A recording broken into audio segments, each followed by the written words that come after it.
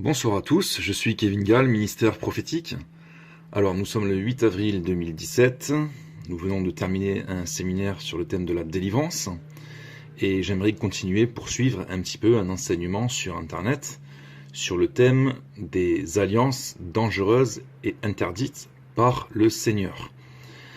Alors il est important de comprendre que lorsque nous venons au Seigneur, lorsque nous acceptons Jésus-Christ comme notre sauveur personnel et notre maître et Seigneur, eh bien il faut comprendre et connaître un petit peu les commandements de Dieu et aussi être sensible à la voix de l'Esprit et à ses exhortations qui nous dit tout simplement tous les jours de veiller sur nous-mêmes et de faire très attention, que ce soit aux tentations comme aux pièges du diable. Le diable tend des pièges, les esprits démoniaques tendent des pièges, et les démons passent également par des hommes qui ne sont pas délivrés, des hommes qui n'appartiennent pas au Seigneur, des hommes qui n'ont pas le Saint-Esprit. Et toute la Bible nous met en garde contre les alliances dangereuses, contre des alliances que Dieu interdit. Alors, nous allons voir dans l'Ancien Testament, Dieu avait toujours ordonné à son peuple Israël, les Juifs, de ne pas faire alliance avec des étrangers. Pourquoi ? Parce que les étrangers ne connaissaient pas le Seigneur, les étrangers avaient leurs coutumes, leurs traditions, ils vivaient selon leur foi en leur Dieu, ou alors à la manière dont ils voulaient. Chacun faisait ce qu'il voulait, et Dieu ne voulait pas que son peuple s'adonne aux mêmes pratiques que les pratiques païennes venant des nations étrangères, des nations qui étaient aux alentours d'Israël. Vous avez les pratiques comme l'idolâtrie, Dieu interdisait l'idolâtrie, Dieu ne voulait pas que son peuple s'adonnait à l'idolâtrie, c'est-à-dire dans le fait d'adorer d'autres dieux que le Dieu unique, le Dieu d'Israël. Dieu ne voulait pas non plus qu'il se livre aux enchantements, à des pratiques de sorcellerie, dont faisaient l'usage beaucoup de nations aux alentours.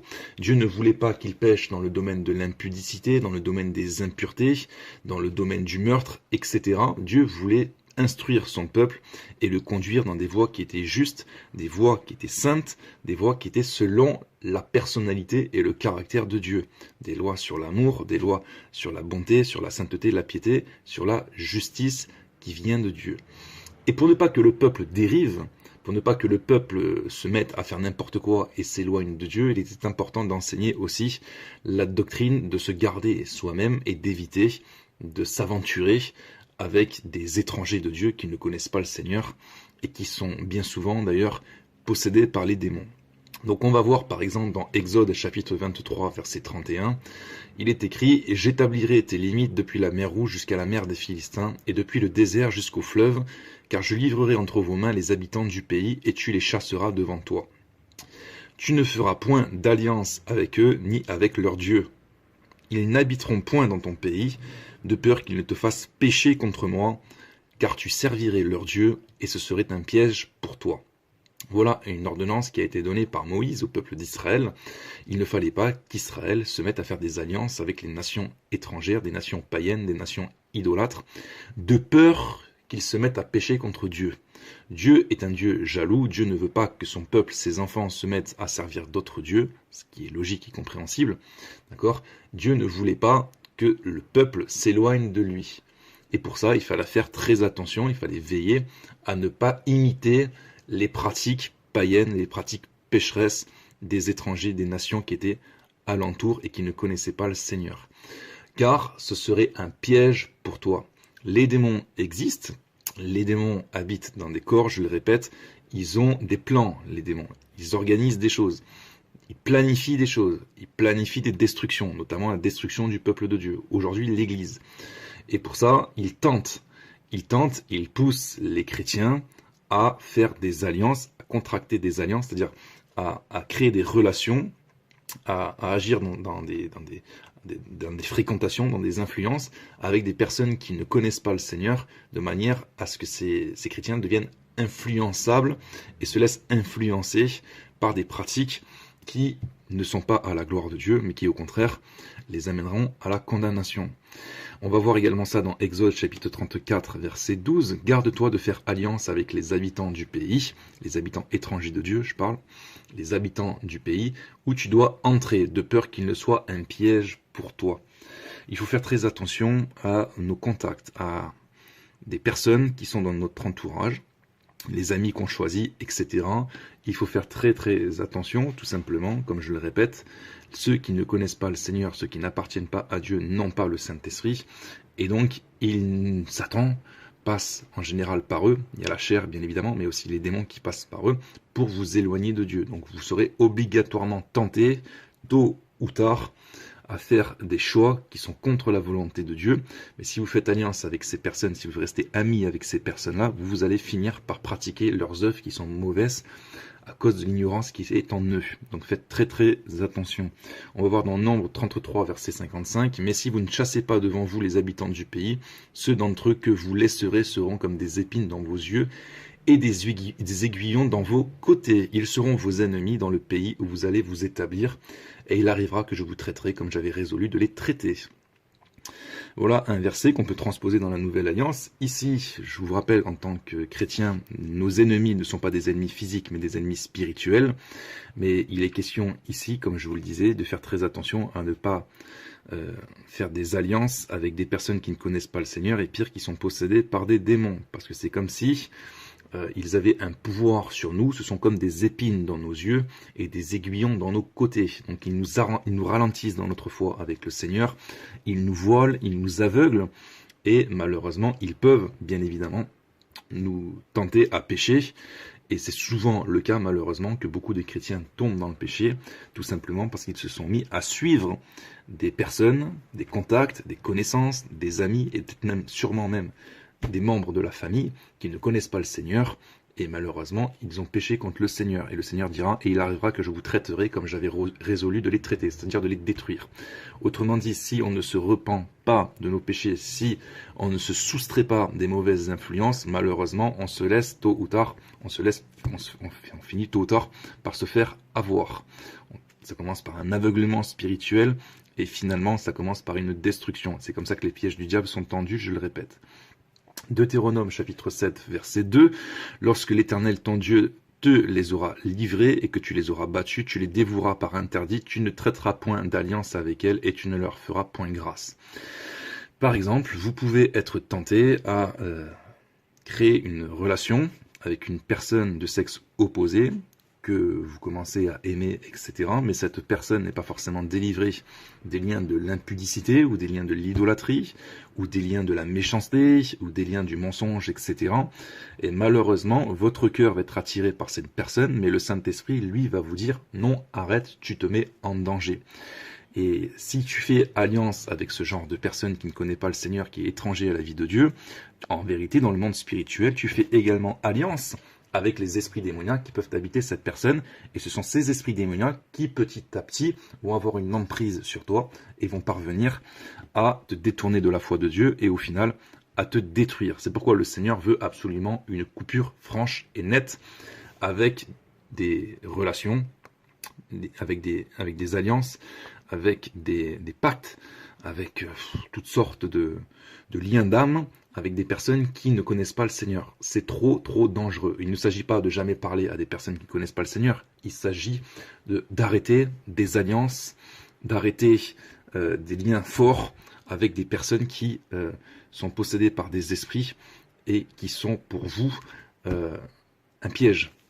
C'est ce que annonce toute la Bible. On va le voir également dans Josué chapitre 23 verset 13. « Soyez certains que l'Éternel votre Dieu ne continuera pas à chasser ces nations devant vous, mais elles seront pour vous un filet et un piège, un fouet dans vos côtés et des épines dans vos yeux. » Ce sont des termes qui sont forts pour souligner ici, marquer le fait que Dieu ne veut pas que nous nous mettions avec des étrangers, tout simplement parce qu'ils nous voilent, ils nous ralentissent dans notre foi, ils nous piègent, les esprits sont derrière, je le répète, jusqu'à ce que vous ayez péri de dessus ce bon pays que l'Éternel votre Dieu vous a donné. Ici dans le contexte, on voit qu'effectivement le peuple ne suivait pas les commandements du Seigneur, il faisait des alliances avec des nations étrangères, Et comme ces nations étrangères étaient idolâtres, ils se mettaient à pratiquer également l'idolâtrie, à adorer et à servir d'autres dieux que le Dieu véritable, l'Éternel.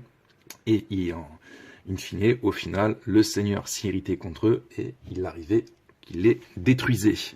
Hélas, c'est également le cas pour des chrétiens, je le répète. Juge, chapitre 2, verset 1, un envoyé de l'Éternel monta de Gilgal à Bokim et dit, je vous ai fait monter hors d'Égypte et je vous ai amené dans le pays que j'ai juré à vos pères de vous donner. J'ai dit, jamais je ne romprai mon alliance avec vous et vous ne traiterez point alliance avec les habitants de ce pays. Vous renverserez leurs autels. Mais vous n'avez point obéi à ma voix. Pourquoi vous faites cela? J'ai dit alors, je ne les chasserai point devant vous, mais ils seront à vos côtés. Et leurs dieux vous seront un piège. Donc vous savez, il y a toujours une relation entre le monde physique et le monde spirituel. Le fait de contracter des alliances avec des étrangers, hommes ou femmes, c'est pareil, vous risquez de vous mettre en relation, en alliance avec les esprits démoniaques qui sont derrière. Et c'est ces esprits démoniaques qui vont finir par vous piéger, vous détruire, jusqu'à même entrer dans votre corps si vous êtes désobéissant au Seigneur. C'est comme ça que les pièges du diable sont tendus, je continue de le répéter.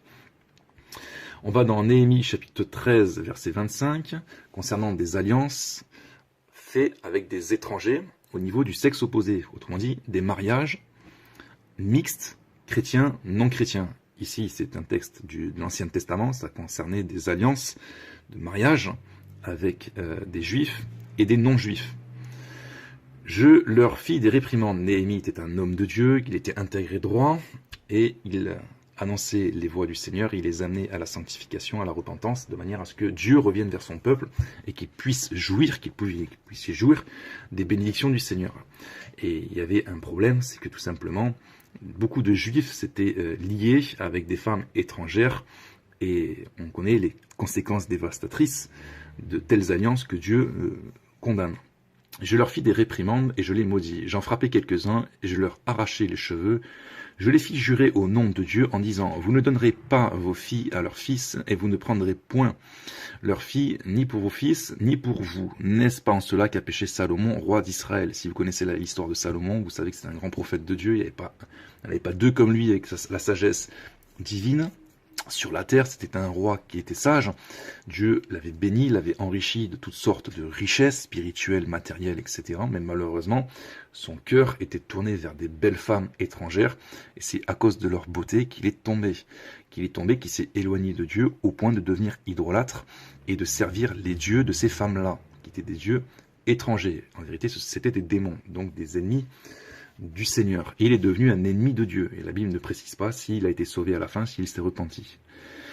Il n'y avait point de roi semblable à lui parmi la multitude des nations. Il était aimé de son Dieu et Dieu l'avait établi roi sur tout Israël. Néanmoins, les femmes étrangères l'entraînèrent aussi dans le péché. Impudicité, fornication, adultère, idolâtrie. Peut-être même enchantement, c'est possible aussi. Faut-il donc apprendre à votre sujet que vous commettez un aussi grand crime et que vous péchez contre notre Dieu en prenant des femmes étrangères? Même que le fait de se marier avec des femmes étrangères, étrangères à la vie de Dieu, étrangères à la vie de Christ, étrangères au Saint-Esprit, c'est péché contre Dieu, c'est un péché contre Dieu. Il ne faut pas faire d'alliance ni de mariage avec des inconvertis. Si vous le faites, vous devenez traître au Seigneur, vous êtes depuis longtemps aveuglé, séduit, trompé, égaré, et malheureusement, vous êtes conduit par votre âme et non par le Saint-Esprit. Vous créez des liens avec des femmes étrangères, vous ouvrez des portes aux démons qui sont derrière, et derrière, vous remarquerez votre vie spirituelle, elle va diminuer, vous aurez des sentiments, des envies, des idées, des projets terrestres et non plus des choses célestes. Vous serez davantage attaché à ce monde et vous ne serez plus davantage attaché au Seigneur et aux choses éternelles. Ça va devenir compliqué pour vous. Les démons vont en profiter pour vous éloigner du Seigneur et vous étouffer spirituellement. Donc il faut se réveiller si c'est votre cas. Peut-être que là tu es en train de faire une alliance avec quelqu'un qui n'appartient pas au Seigneur, qui est mal affermi au Seigneur, qui est infidèle au Seigneur, voire possédé par les démons. Le Seigneur t'a conduit à cette vidéo pour prendre conscience, parce que Dieu veut te sortir de cette relation que lui juge comme étant impure et une relation abominable, voire traître. Psaume chapitre 1, verset 1. Heureux l'homme qui ne marche pas selon le conseil des méchants, qui ne s'arrête pas sur la voie des pécheurs et qui ne s'assied pas en compagnie des moqueurs. Voilà. Donc ici, il ne faut pas écouter les méchants, il ne faut pas s'arrêter sur la voie des pécheurs, et il ne faut pas marcher en compagnie des moqueurs. Donc il faut s'éloigner des méchants, il faut s'éloigner des pécheurs, et il faut s'éloigner des moqueurs. Si dans votre entourage, dans votre vie, vous avez des relations intimes, personnelles, profondes, fortes avec ce genre de personnes, et si vous êtes tenté effectivement à pratiquer le péché, à vous moquer également, que ce soit des hommes ou de Dieu, par des pratiques que Dieu ne veut pas, faites très attention. La Bible vous appelle, vous exhorte à sortir de ces relations, à vous séparer de ces personnes. Rappelez-vous, David a dit dans le psaume 119, verset 63, « Je suis l'ami de tous ceux qui te craignent et de ceux qui gardent tes ordonnances. » Le Saint-Esprit est comme ça également. Il continue de rabâcher ces choses. « Je suis l'ami de tous ceux qui te craignent et de ceux qui gardent tes ordonnances. » Quand on est rempli du Saint-Esprit, quand on est fidèle à Dieu, on voit clair. Et quand on voit clair, on s'éloigne du mal, on s'éloigne des méchants, on s'éloigne des pécheurs pour ne pas tomber dans leurs œuvres. David disait également « Je ne mettrai rien de mauvais devant mes yeux. » Vous voyez comme quoi, quand on se sanctifie, ou quand on cherche à se sanctifier, même s'il est tombé, lui, dans le péché d'impudicité, justement parce qu'il n'a pas fait attention à ses yeux également, mais comme quoi, quand on veut se sanctifier, on devient l'ami de ceux qui craignent le Seigneur et de ceux qui se sanctifient également. C'est de la logique. Nous allons voir également dans Ésaïe chapitre 30 verset 1, « Malheur, dit l'Éternel, aux enfants rebelles, qui prennent des résolutions sans moi et qui font des alliances sans ma volonté pour accumuler péché sur péché. » Donc vous voyez ici dans Ésaïe qu'il faut faire très attention aux alliances, et quand on veut faire des alliances avec des personnes, il faut d'abord consulter Dieu. Parce qu'il y a des alliances qui sont voulues par Dieu, il y a des alliances qui ne sont pas du tout voulues par Dieu, et qui malheureusement conduisent à la ruine, pour accumuler péché sur péché. Et tout ça, ça amène à l'enfer. Donc des fois, ça commence par des petites choses, des petites discussions, des petites rencontres, puis finalement ça devient des discussions qui deviennent fréquentes. Avec ces discussions fréquentes, on commence à créer des sentiments, on commence à créer des relations, des émotions. Avec ces émotions, on crée un amour, on crée des liens du cœur, des liens d'âme. Malheureusement, ça commence à prendre le dessus sur la raison spirituelle, sur le discernement des esprits et sur la sagesse de Dieu, et c'est comme ça qu'on finit par tomber à créer des alliances avec des personnes qui ne connaissent pas le Seigneur, et c'est comme ça qu'on finit par se faire avoir, qu'on suit les pécheurs dans leurs œuvres, et qu'on finit par descendre dans le séjour des morts, en accumulant péché sur péché sans se repentir. On va également aller dans Matthieu chapitre 12 verset 47, rappelez-vous des paroles du Seigneur, quelqu'un lui a dit « Voici ta mère et tes frères sont dehors et ils cherchent à te parler, mais Jésus répondit à celui qui le lui disait, qui est ma mère et qui sont mes frères. Puis étendant la main sur ses disciples, il dit « Voici ma mère et mes frères, car quiconque fait la volonté de mon Père qui est dans les cieux, celui-là est mon frère et ma sœur et ma mère. » Rappelez-vous que la véritable famille du Seigneur, c'est la famille. C'est ceux qui font la volonté du Père et non pas simplement ceux qui se disent chrétiens. Quand on fait la volonté du Père, on marche dans la volonté de Dieu, et quand on marche dans la volonté de Dieu, on est béni spirituellement. Il y a le discernement, il y a la connaissance, il y a plein de choses qui nous viennent, d'accord, qui font en sorte qu'on est protégé, qu'on est gardé de tout mal, de toutes mauvaises œuvres et des tentations du diable avec ses pièges. Vous comprenez ? Et c'est important de comprendre que Jésus lui-même ne fait pas alliance avec tous les hommes, et il n'est pas copain avec tous les hommes, ce n'est pas le grand frère de tous les chrétiens non plus, ni le père de tous les chrétiens non plus. Jésus est véritablement le grand frère, l'ami de ceux qui font la volonté du Père. On va également aller dans Romains chapitre 16, verset 17, « Je vous exhorte, frères, à prendre garde à ceux qui causent des divisions et des scandales au préjudice de l'enseignement que vous avez reçu. » L'exhortation qui nous est donnée ici, c'est de nous éloigner d'eux. Il faut s'éloigner de ceux qui causent des divisions et des scandales au préjudice de l'enseignement que nous avons reçu du Saint-Esprit, via Christ et les apôtres et des prophètes. Vous voyez, il ne faut pas rester en leur compagnie sous prétexte qu'on est amour et que Jésus est amour, etc. Je le répète, derrière, il y a des démons, il y a des doctrines de démons, il y a des esprits de mensonges, il y a des fables, Vous voyez, quand on commence à mettre foi dans les fables, on commence à faire alliance avec les démons, les esprits de mensonges qui sont derrière. Et après, vous devenez voilé, vous perdez de la sagesse, de la raison, et le bon sens n'est plus là. Et vous mettez à dire et à faire n'importe quoi, et quand vous commencez à enseigner n'importe quoi, comme par exemple un enlèvement de l'Église avant l'apparition de l'Antéchrist, vous vous mettez sous la condamnation, puisque c'est de l'ordre du mensonge doctrinal. D'ailleurs, tous les mensonges amènent à la condamnation en absence de repentance. 1 Corinthiens chapitre 5 verset 2, « Et vous êtes enflés d'orgueil, et vous n'avez pas été plutôt dans l'affliction, afin que celui qui a commis cet acte fût ôté du milieu de vous. » Il y a des péchés d'abomination, ça peut être l'inceste, comme c'était le cas ici. Tant que c'est pas réglé, malheureusement, le Seigneur ne peut pas bénir une église ou une vie, c'est-à-dire une personne dans sa vie, s'il y a continuellement des péchés d'abomination, ou des péchés tout court, vous voyez. Et la Bible exhorte les responsables spirituels à veiller à ce que l'église locale devienne non pas un hôpital avec constamment des malades et des gens qui désobéissent au Seigneur, mais plutôt une église forte, solide, pure, sans tache, sans défaut, qui marche dans l'obéissance. Quand il y a ça, il y a forcément derrière la santé qui va avec, et dans tous les domaines, avec la prospérité dans tous les domaines de la vie. Autrement dit, Dieu bénit un peuple qui est saint, qui est obéissant. Mais quand il y a quelqu'un au milieu de nous, au milieu de l'église locale, qui lui est désobéissant continuellement au Seigneur, qui dit qu'il fait n'importe quoi, la Bible encourage les conducteurs spirituels à faire du ménage, parce qu'il y a également des loups au sein de la bergerie, et il faut faire du ménage de manière à ce que les autres brebis soient préservées des démons. 1 Corinthiens chapitre 5 verset 11, « Maintenant ce que je vous ai écrit, c'est de ne pas avoir de relation avec quelqu'un qui se nomme en frère est impudique, ou cupide, ou idolâtre, ou outrageux, ou ivrogne, ou ravisseur, de ne même pas manger avec un tel homme. Qu'ai-je en effet à juger ceux du dehors? N'est-ce pas ceux du dedans que vous avez à juger? Pour ceux du dehors, Dieu les juge. Ôtez le méchant du milieu de vous. » Donc ici, il y a une exhortation qui est claire. Elle nous dit de ne pas avoir de relation avec quelqu'un qui se nomme frère, c'est-à-dire qui se dit chrétien, mais qui marche dans l'impudicité, dans la cupidité, dans l'idolâtrie, qui marche dans les outrages, dans l'ivrognerie, etc. Et de ne même pas manger avec un tel homme. Dans d'autres passages, il est question de même pas saluer ces hommes-là. Et au contraire, il faut les ôter du milieu de l'église locale en absence de repentance.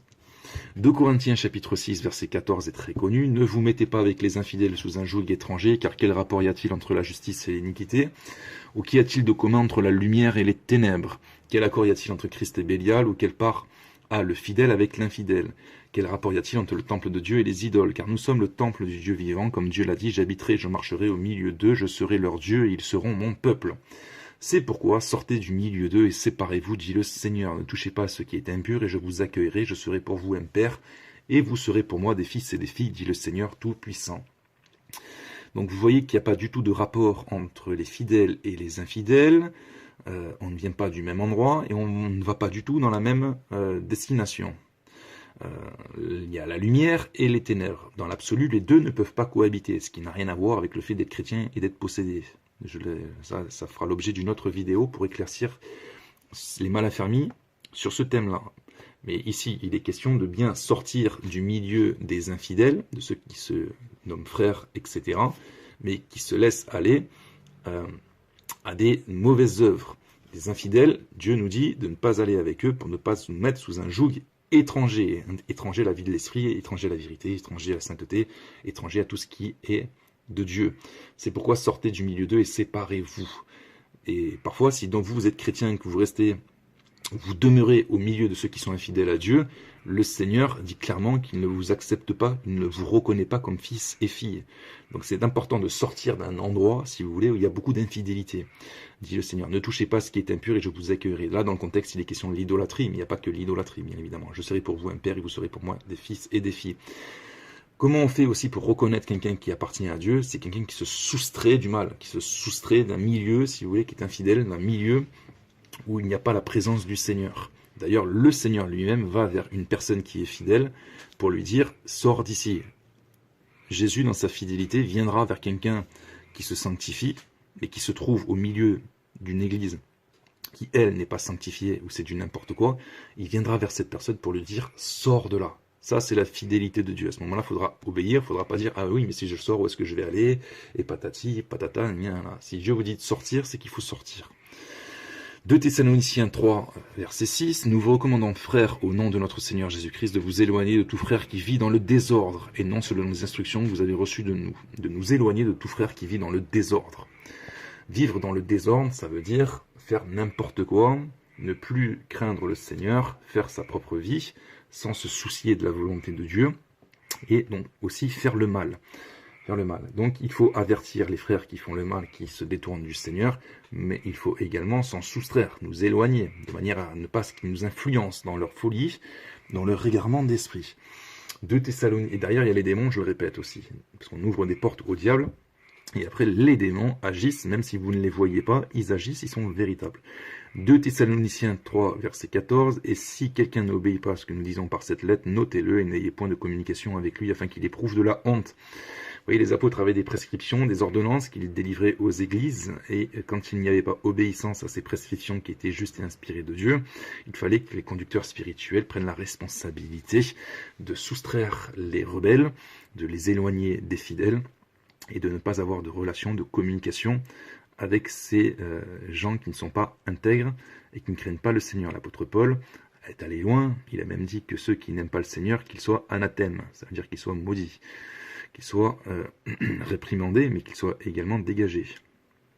Philippiens 3, 2, prenez garde aux chiens, prenez garde aux mauvais ouvriers, prenez garde aux faux circoncis. Les faux circoncis, il y a les circoncis, il y a les incirconcis et il y a les faux circoncis. Les faux circoncis, c'est les pires. Ce sont ceux qui ont l'apparence de brebis, mais qui intérieurement sont des loups. Et eux, on n'a pas forcément la faculté de les reconnaître de suite, même si le Saint-Esprit nous les fait ressentir et nous fait voir directement, rapidement qui ils sont. Je veux dire par là, au premier abord, c'est pas toujours évident de discerner un loup au sein d'une bergerie. Parce que des fois, ça demande du temps pour que Dieu révèle les choses. Et vous avez beaucoup de loups qui enseignent également, non seulement pour prendre de l'argent aux fidèles, dans le sens qu'ils vendent leur ministère, je veux dire par là, ils vendent des livres, ils vendent des choses, etc. Ils prennent de l'argent aux pauvres au lieu de leur donner quand ils sont pauvres, c'est quand même très grave. Mais il y a aussi des fausses doctrines, des faux docteurs, des enseignants qui enseignent des choses pernicieuses, des doctrines de démons, ou qui font n'importe quoi, qui saccagent, qui ravagent, qui détruisent l'œuvre de Dieu en s'en prenant aux véritables serviteurs de Dieu, on le voit également sur Internet. Éphésiens chapitre 5, verset 5, car sachez-le bien, aucun impudique ou impur ou cupide, c'est-à-dire idolâtre, n'a d'héritage dans le royaume de Christ et de Dieu, que personne ne vous séduise par de vains discours. Satan vient par de vains discours, car c'est à cause de ces choses que la colère de Dieu vient sur les fils de la rébellion, n'ayez donc aucune part avec eux. Donc les vains discoureurs qui viennent vers vous avec de vains discours, pour vous détourner de Dieu avec des fables, des mensonges et même des flatteries, il faut s'en éloigner et ne plus avoir de rapport avec eux. C'est pourquoi des fois vous avez beaucoup de chrétiens qui se séparent des églises, qui se séparent d'autres chrétiens, etc. Alors après on va dire mais il manque d'amour, il manque d'amour. Mais si c'est Dieu qui lui a parlé, qui lui a montré, qui lui a révélé qu'il y avait un problème, et qu'il fallait plus qu'il ait des relations avec ces personnes ou cette église, eh bien c'est que c'est de la volonté de Dieu, c'est que c'est salutaire. Et je vous rappelle également que Satan appelle noir ce qui est blanc, il appelle blanc ce qui est noir. Jésus, il appelle blanc ce qui est blanc, il appelle noir ce qui est noir. Donc si Jésus vous dit de sortir, il faut sortir. Maintenant, si vous êtes dans un endroit où il faut rester et que c'est Satan qui vous dit de sortir, il ne faut pas sortir, il faut rester. Si Jésus vous dit de rester, il faut rester. Si Satan vous dit de rester, il faut sortir. Vous comprenez, les deux sont opposés, c'est aussi simple que ça. Il ne faut pas se tromper dans ce qu'on entend aussi. Est-ce que ça vient du Saint-Esprit? Est-ce que ça vient des démons? Est-ce que ça vient de nous-mêmes? Galates chapitre 5 verset 12. Puissent-ils être retranchés ceux qui mettent le trouble parmi vous? Ça vient de la responsabilité des responsables spirituels, des conducteurs spirituels, des anciens, des évêques, des responsables d'églises locales, de retrancher ceux qui mettent le trouble d'une manière véritable au sein du peuple de Dieu. Il ne s'agit pas de retrancher des ministères prophétiques qui prophétisent, qui annoncent des vérités, qui avertissent le peuple de Dieu, qui éclairent le peuple de Dieu sur les péchés et les problèmes. Vous comprenez? Parce qu'il y a aussi ça aussi dans les églises, que beaucoup n'ont pas capables de discerner ce qui vient de Dieu, ce qui vient du diable. Donc on va mettre dehors, par exemple, ceux qui annoncent un enlèvement de l'église après l'apparition de l'Antéchrist. Ou on va mettre dehors ceux qui condamnent le Père Noël, ou ceux qui condamnent les sapins Noël, ou les cirques, les clowneries dans les églises. Non, eux, il ne faut pas les retrancher. Il faut les laisser, il faut les écouter, il faut obéir à ce qu'ils disent, parce que ça vient de Dieu. Maintenant, il faut retrancher en vérité ceux qui mettent le trouble parmi vous. Ça veut dire ceux, au contraire, qui vous transmettent un esprit de clownerie, d'amusement, de distraction, un esprit de fable et de mensonge. Je le répète, par exemple, l'enlèvement de l'Église avant l'Antéchrist. C'est eux qu'il faut retrancher. Malheureusement, c'est les élites. On dit c'est les dirigeants spirituels, c'est eux qu'il faut retrancher pour sauver le peuple. Mais Jésus a dit également, laissez-les, car ce sont des aveugles qui conduisent des aveugles. Bon, Dieu peut éclairer momentanément quelques brebis, comme également il peut éclairer quelques conducteurs spirituels. Soit il y a repentance, à ce moment-là ça rentre dans l'ordre, soit il n'y a pas repentance, à ce moment-là il faut sortir des églises. Voilà, bon, je vais en terminer ici, simplement pour vous expliquer d'une manière générale. Il ne faut jamais s'éloigner de Dieu, ni pour quelque chose, ni pour quelqu'un. Concernant les alliances, il y a des ordonnances qui sont strictes par rapport aux alliances. Autrement dit, aux relations, aux fréquentations, aux influences. Il faut faire attention de ne pas appeler n'importe qui frère, comme il ne faut pas appeler n'importe qui sœur ou pasteur.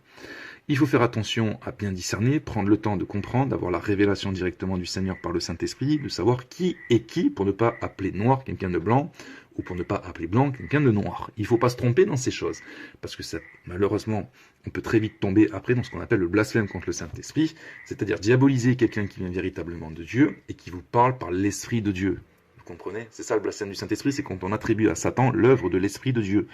Et l'œuvre de l'Esprit de Dieu, c'est peut-être également des exhortations pour des éclairages concernant des alliances. Je vous rappelle qu'un prophète de Dieu, par exemple, c'est une sentinelle. C'est quelqu'un qui observe, qui voit, qui a des révélations, qui entend la parole de Dieu, les avertissements du Seigneur, et qui a pour mission d'avertir le peuple de Dieu concernant des dangers qui guettent l'Église par rapport à ce qu'il voit, à ce qu'il reçoit du Seigneur, dans les tentations, dans les pièges du diable, dans les mauvaises œuvres, etc., etc. Donc, je vous dis, faites très attention également aux relations que vous avez, quand vous voulez avoir des sentiments, quand vous avez des sentiments pour une personne de sexe opposé, que vous êtes touché par la beauté, que vous êtes touché par, je sais pas, un trait de caractère, etc. Vous pouvez tomber amoureux, vous pouvez tomber amoureuse, mais si la personne n'est pas convertie, elle n'appartient pas au Seigneur, c'est un piège qui est très répandu dans l'Église, et beaucoup de jeunes serviteurs de Dieu sont tombés dans ce piège-là, comme beaucoup de servantes du Seigneur sont tombés dans ce piège-là. Satan a vite fait d'envoyer quelqu'un du sexe opposé pour vous faire tomber, 1, dans l'impudicité, 2, dans l'étouffement spirituel.